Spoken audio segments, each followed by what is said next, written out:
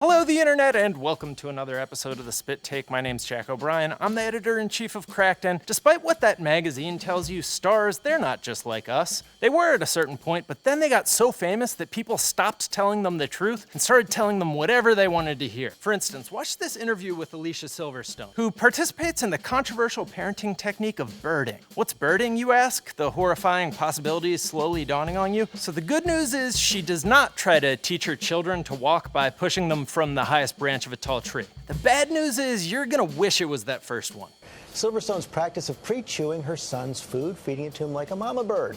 That's right, she chews up the food for her child and spits it directly into his mouth, which has been commended as a good way to pass on healthy enzymes by Silverstone, while actual nutritionists have called it gross. This interview is actually a great study in how celebrities go from normal to banana sandwich seemingly overnight. As Silverstone explains the horrifying story of how it started, her son coming at her mouth with his mouth open, watch what the interviewer does. And basically how it started was simply that Bear, when he was about 5 months old, I'd be eating and he'd come at me with his little mouth open and be on my mouth trying to get the food out of my mouth. And then after a while I started to think about how, wow, so many parents complain that their kids never eat vegetables, and here my kid is basically trying to attack my mouth. Rather than making this face, she makes a face like, "You said it, sister. I am right there with you." See, that woman wants Alicia Silverstone to like her, so she tells her she's bravely starting a conversation. I didn't expect it to do what it did. But it started a conversation.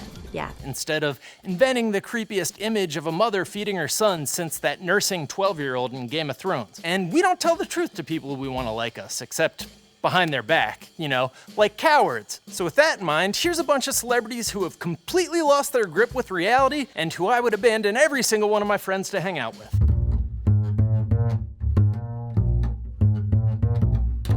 Jerry Seinfeld is furious about how PC America has become in the time since he was funny, which is weird because his best jokes have always been about airplane peanuts and chopsticks. On the Seth Meyers show last year, he explained the joke that has him so riled up. I do this joke about the way people need to justify their cell phone. I need to have it with me because people are so important. Right. I said, well, they don't seem very important the way you scroll through them like a gay French king. Well, I did this line recently in front of an audience, and comedy's where you can kind of feel like an opinion. And they thought, What do you mean gay? What are you talking about gay? What are you saying gay? What are you doing? What do you mean, No, see, I think they're legitimately confused. See, it's a safe joke about the way people scroll through email, like kings picking a court jester to have beat up for their amusement. Bit of a false premise, since this isn't how people actually scroll through email, but you gave us 7 great seasons of comedy, so I'll pretend that's how they do it. But the French king in question needs to be dismissive and bored, neither traits associated with gay people. It would have been equally confusing if you'd said they scroll through their emails like a tall French king. In an episode of Comedians in Cars Getting Coffee, Seinfeld says, "Isn't it just a matter of time before transgender is just an airline? You get on one sex, you get off the other." Not a great Seinfeld, but anyways, clearly that sentence is supposed to be a joke because they use it to punctuate the scene. Whose car is that? The wife? That is my daughter's. Oh, your Soon to daughter? be my son's. But Sex change? That's we don't know. Is it just a matter of time before transgender is an airline? You just get on one sex and you get off the other one. And if you told that to a crowd of people, you wouldn't get a laugh because, again, there's no joke there. There isn't even a smart observation. It's just gibberish. There's a creepy PC thing out there that really bothers me. It's not that people are being too PC, it's that your edgy material is too incoherent. There's also this thing his daughter said to him that he calls creepy. I don't play colleges, but I hear a lot of people tell me don't go near colleges. They're so PC. Here, I'll give you an example. My daughter's 14. My wife says to her, well, in the next couple of years, I think maybe you're going to want to hang around the city more on the weekends so you can see boys. My daughter says, that's sexist. Isn't that, it's amazing. That, they just want to use these words. That's racist. That's sexist. That's prejudice. They don't even talking about. Look, teenage kids say stupid shit. It's just that most people aren't courageous enough to throw their own children under the bus to prove their kid is a creep. But you showed her for maybe not wanting to spend her time chasing boys around New York like some sort of speedy Irish prime minister. What's the matter, Seinfeld? My Irish prime minister joke too real for you? 300,000 people gathered in Philadelphia to see the Pope in person earlier this year, and someone was like, you know who should MC that event? Mark Wahlberg, guy from Boston who's super awesome at pretending to be a dumb guy in movies and claiming he could have stopped the 9/11 hijackings in real life. That guy. That right there was truly the voice of an angel.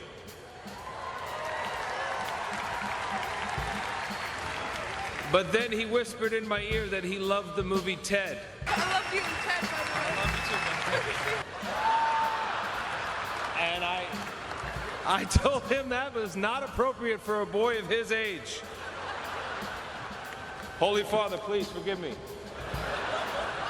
I've always hoped that the good Lord has a sense of humor when it comes and pertains to many of the movies that I've made.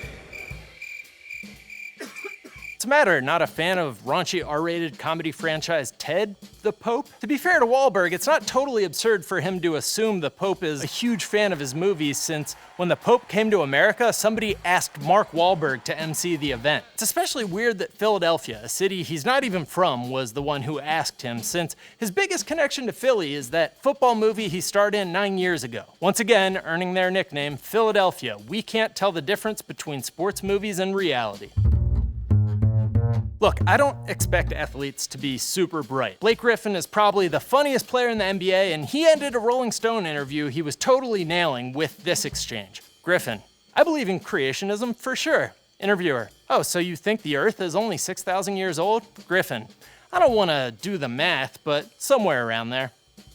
End interview. Yeah, that's one of the smart ones. Still, I have to take issue with Reggie Miller being given a job as a basketball commentator, because I watch basketball, and I've had to listen as he says stuff like, and I think Anthony Davis is starting to recognize, you know what? I may be the best player on the floor, no pun intended, Steph Curry. I do a little bit more for my team.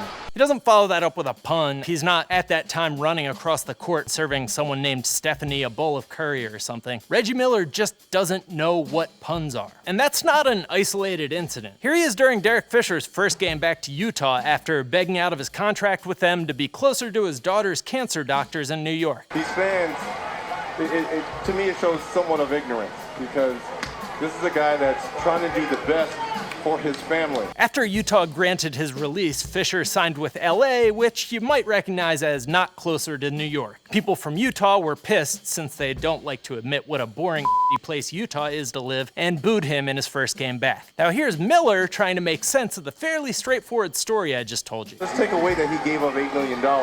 If you ask anyone in here, would they go to the lengths to do whatever it took for the best care for your daughter? And everyone in here would jump on that bandwagon, and that's why I think it's a little bit ignorant for these fans. Yeah, for being one of the best talkers in NBA history, Reggie Miller is really idiot talking. On the echo chamber of racism and insanity that is The View, Kelly Osbourne was trying to make a point about Donald Trump's stance on immigration. Let's see how she did. If you kick every Latino out of this country, then who is going to be cleaning your toilet, Donald Trump?